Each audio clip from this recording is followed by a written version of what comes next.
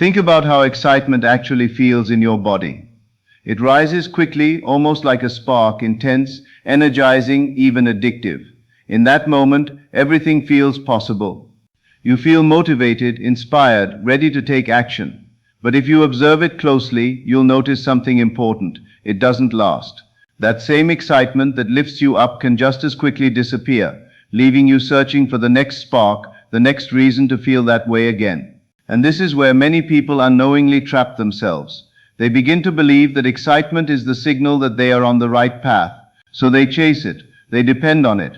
They try to recreate it again and again, thinking that without it nothing is happening. But what they are really doing is building their progress on something unstable, something that comes and goes. Now consider a different kind of feeling, a quieter one, a steadier one. The feeling of something being natural. When something feels natural to you, you don't question it. You don't get overwhelmed by it. You don't feel the need to prove it or amplify it. It simply is. It becomes part of your normal state of being. If you were to reflect on the things you already accept as true in your life, you would notice they do not excite you in the same way.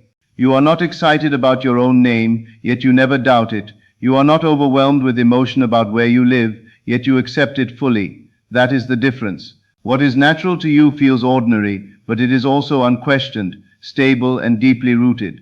So when you rely on excitement, you are placing your power in something temporary. But when you allow a state to become natural, you are grounding it into your identity. One requires constant effort to maintain, the other sustains itself without effort. This is why excitement often leads to inconsistency. You may feel highly motivated one day, ready to change everything, but when that emotional high fades, as it always does, you find yourself slowing down, doubting, or even stopping altogether. It's not because you are incapable, it's because you were depending on a feeling that was never designed to last. The natural state works differently. It doesn't push you forward in bursts, it carries you forward steadily. There is no urgency in it, no pressure. Just a quiet knowing that what you are moving toward is already a part of you. From this place, your actions become consistent, your decisions become clearer, and your energy becomes balanced. And here is the shift that changes everything. Instead of asking, how can I stay excited, begin asking, how can this feel normal to me?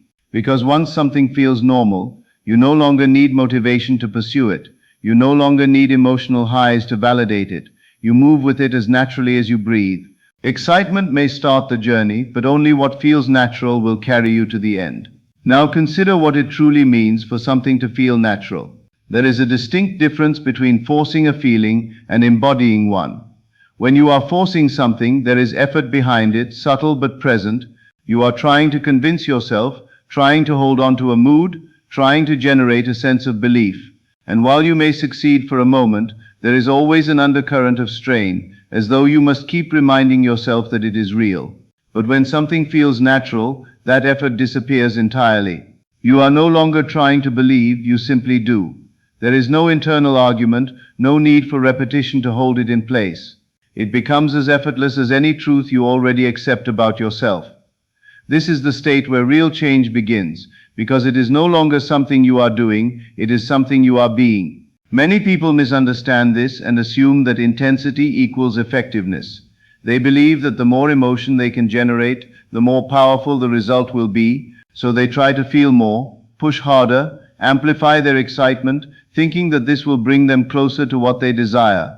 But intensity without naturalness creates resistance. It keeps the desire at a distance because it constantly reminds you that you are trying to reach something that is not yet yours. Effort, in this sense, is often a sign of separation. When you feel you must work hard to maintain a state, it is usually because it has not yet become a part of your identity. You are visiting it, not living in it. And as long as you are visiting, you will always return to where you believe you truly belong. Naturalness, on the other hand, requires no maintenance. It does not need to be held together by constant thought or emotional stimulation. It settles into you quietly, almost unnoticed, until one day you realize that your reactions, your assumptions, and your behavior have all shifted without struggle. Think about how you move through daily life.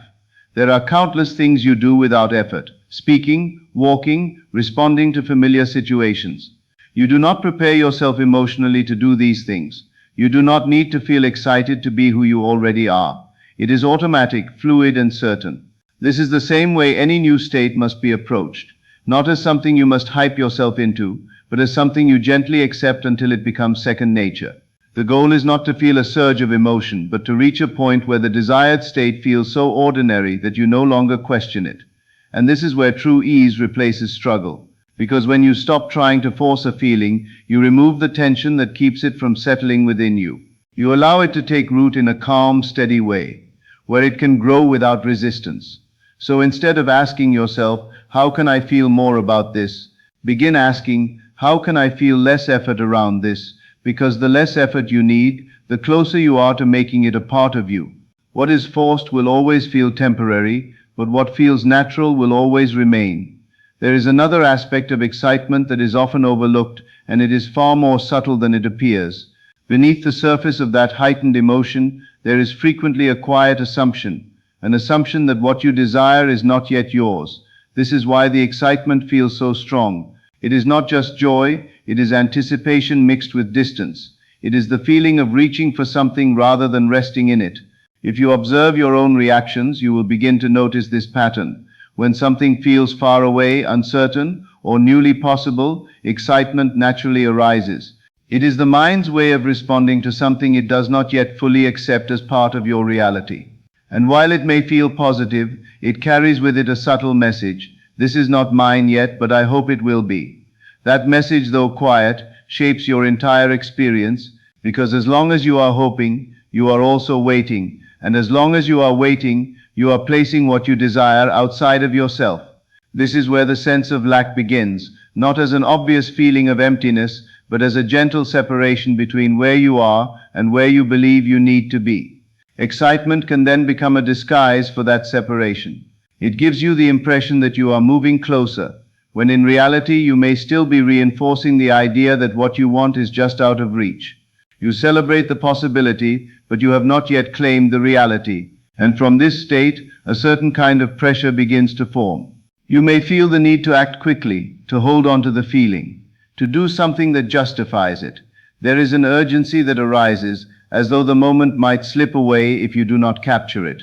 This urgency is not coming from certainty, it is coming from doubt. It is the fear, however subtle, that what you feel may not last, or that what you desire may not remain available. Now contrast this with the feeling of something being natural. When something is truly yours in your own awareness, there is no urgency. There is no need to grasp it, prove it, or secure it. You are not trying to hold on to it because it is not separate from you. It exists within your sense of self, quietly and confidently. This is why naturalness carries a sense of completeness. It does not seek validation because it does not feel incomplete. It does not chase because it does not feel behind. It simply rests in the assumption that what is desired is already a part of your reality, even if it has not yet taken visible form. When you begin to understand this, you stop mistaking emotional intensity for alignment. You realize that the calmer you feel, the more grounded you are in the state itself. The absence of excitement is not a lack of progress. It is often a sign that you are no longer viewing your desire as something distant. And in that calmness, something powerful happens. Your actions lose their desperation. Your thoughts lose their urgency. You are no longer trying to make something happen. You are allowing it to unfold from a place of certainty. So rather than chasing the feeling of excitement, begin to notice what your excitement is telling you. Is it revealing confidence, or is it quietly pointing to something you still believe you do not have? Because the moment you move from anticipation to acceptance, from reaching to resting, you step out of lack and into possession. What you no longer chase, you finally allow yourself to have. There is a quiet power in a calm and grounded presence that often goes unnoticed, yet it influences everything around you. When your energy is steady, when your state feels natural, there is a sense of ease that others can feel, even if they cannot explain it. You are not trying to impress, not trying to prove, not trying to convince, and because of that you become far more compelling. People are drawn to what feels stable. They trust what feels consistent. When someone is overly excited, overly reactive, or constantly shifting in their emotional state, it creates uncertainty. Others may feel the intensity, but they do not always feel secure within it. There is a sense that it may not last, that it could change at any moment. And so even if the energy is high, it does not always invite trust. But when you are grounded, when you move from a natural state, your presence communicates something entirely different. It says without words that you are certain of who you are and what you carry. There is no need to exaggerate, no need to elevate your emotions to be seen or heard. Your stability becomes your strength. This applies not only to how others perceive you, but also to the opportunities and experiences that come into your life. When your energy is calm and balanced, your decisions are clearer. You are not reacting impulsively, nor are you being driven by emotional highs. You are responding from a place of understanding, and that leads to choices that are aligned, thoughtful, and effective. Excitement, on the other hand, can often lead to inconsistency. In one moment you may feel completely certain, ready to move forward without hesitation. In the next, as that intensity fades, doubt can begin to appear. This fluctuation creates a pattern where your actions are not rooted in stability, but in temporary emotion. And over time, this can disrupt your progress without you even realizing it. A natural state removes this instability. It allows you to move in a way that is measured, steady, and reliable. There is no rush, no need to force outcomes. You trust the direction you are moving in, and because of that trust, your actions carry a different kind of weight. They are not driven by impulse, they are guided by quiet certainty. And it is this certainty that others respond to most deeply. Not the loudness of your energy, but the consistency of it, not the intensity of your emotion, but the steadiness of your presence. When you embody this, you no longer need to seek validation or approval. Your state speaks for itself. You begin to notice that interactions feel smoother, decisions feel clearer. Even challenges are approached with a different mindset, not as overwhelming obstacles, but as natural parts of your path. There is less resistance because there is less internal conflict. This is the true influence of a grounded state. It does not push or force. It attracts and aligns. It creates an environment where trust can grow, where opportunities can settle, and where your own sense of self remains undisturbed. So instead of trying to elevate your energy to be noticed, allow it to settle into something deeper. Let it become steady, reliable, and natural. Because in the end, it is not the intensity of your presence that leaves a lasting impression. It is the stability of it. What feels calm and certain will always be trusted more than what feels loud and temporary. There is a tendency to believe that powerful moments create powerful results, that if you can just feel enough intensity, enough excitement, enough motivation, then everything will begin to change at once. And for a moment it can feel that way. You may find yourself taking bold action, making strong decisions, stepping into a version of yourself that feels elevated and unstoppable. But what is often overlooked is not how strongly you begin, but how steadily you continue. Intensity by its very nature cannot sustain itself. It rises quickly, peaks, and then fades.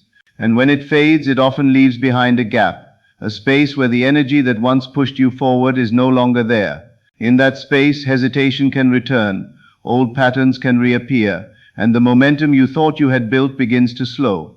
This is why so many people find themselves starting over again and again, not because they lack ability, but because they rely on a force that is not designed for endurance. They wait until they feel inspired, until they feel ready, until something within them ignites. And while those moments may be powerful, they are not consistent. They are bursts, not foundations. Consistency, on the other hand, does not announce itself with intensity. It is quiet, almost unremarkable in the moment. It does not depend on how you feel on a particular day. It does not require you to reach a certain emotional state before you act. It simply continues, steadily and reliably, regardless of fluctuation. When you begin to move from a natural state, consistency becomes effortless. You are no longer asking yourself whether you feel motivated enough or whether the moment is right. You act because it aligns with who you are, not because you have generated enough emotional energy to begin. This shift changes everything. Because when your actions are tied to your identity rather than your emotions, they no longer rise and fall with temporary feelings. They become stable, they become predictable. And over time, that stability creates results that intensity alone could never sustain. Consider how anything of lasting value is built. It is not through occasional bursts of effort, but through repeated, consistent movement. Small actions, taken regularly, accumulate into something far greater than any single moment of intensity ever could. And yet these small actions are often dismissed because they do not feel exciting. This is where many people lose their way. They mistake the absence of excitement for the absence of progress. They believe that if it does not feel intense, it must not be working. But in truth, the opposite is often the case. When something becomes natural, it no longer feels extraordinary, it feels normal. And in that normality, it gains strength. There is a quiet discipline that emerges from this state. Not forced, not rigid, but steady. You do what needs to be done without needing to convince yourself each time. There is no inner negotiation, no waiting for the right mood. There is simply movement, aligned with a deeper sense of self. And as this continues, something remarkable begins to happen. The gap between where you are and where you want to be starts to close, not through dramatic leaps, but through steady progression. You look back and realize that what once felt distant has become familiar, even expected. So rather than chasing moments of intensity, begin to value the rhythm of consistency. Trust the quiet progress that does not demand attention, because it is not the force of a single moment that determines your direction, but the repetition of many. What you do consistently will always shape your life more than what you do intensely. There comes a moment when you begin to see the difference between trying to obtain something and quietly becoming the one who already possesses it. At first, this distinction may seem subtle, almost insignificant, but in truth it changes the entire direction of your experience. Because when you are focused on getting something, your attention is always ahead of you, always fixed on a point in the future where you believe fulfillment exists. And in doing so, you place yourself in a constant state of pursuit. This pursuit is often fueled by excitement, the idea of gaining something new, achieving something greater, becoming something more. It creates a surge of energy that pushes you forward. But hidden within that movement is an assumption that you are not there yet, that what you desire is separate from who you are now. And as long as that assumption remains, every action you take reinforces the feeling of distance. You begin to measure progress, to look for signs, to seek confirmation that you are moving closer. You react to circumstances, adjusting your state depending on what you see or do not see. And without realizing it, you remain tied to the very condition you are trying to change, because your sense of self is still rooted in not yet. Now imagine shifting your attention completely. Instead of asking, how do I get this? You begin to ask, who am I when this is already mine? This question does not lead you outward, it draws you inward. It invites you to step into a version of yourself that does not need to chase, does not need to wait, does not need to prove. When you begin to occupy that state, something remarkable happens. Your focus moves away from outcomes and settles into identity. You are no longer trying to produce a result, you are expressing a state. And from that state, your thoughts, your decisions, and your actions begin to align naturally, without force. This is why becoming is so powerful, because it removes the struggle that comes from chasing. You are not reaching for something outside of you, you are allowing something within you to take form. There is no urgency in this process, no sense of lack, only a quiet recognition that what you seek is already a part of your being. And when this recognition becomes natural, your behavior changes without effort. You no longer need to motivate yourself to act differently. You no longer need to remind yourself of what you want. It is reflected in the way you think, the way you respond, the way you carry yourself. It becomes your default, not your exception. This is the difference between temporarily stepping into a feeling and truly embodying it. When you are only visiting a state, you must keep returning to it. But when you have become it, there is nowhere else to return from. It is who you are. Excitement may still arise from time to time, but it no longer defines your direction. It becomes a passing expression, not a guiding force. Your movement is no longer driven by emotional highs, but by a steady, grounded sense of identity. And from this place, results unfold in a way that feels almost effortless, not because nothing is happening, but because everything is happening in alignment. There is no resistance, no inner conflict, no sense of pushing against yourself, only a natural progression from one state to another. So release the need to chase what you desire and begin to accept it as part of who you are. Because the moment you stop trying to become something and allow yourself to be it, the entire journey transforms. You do not attract what you want, you become what you are ready to accept as yourself.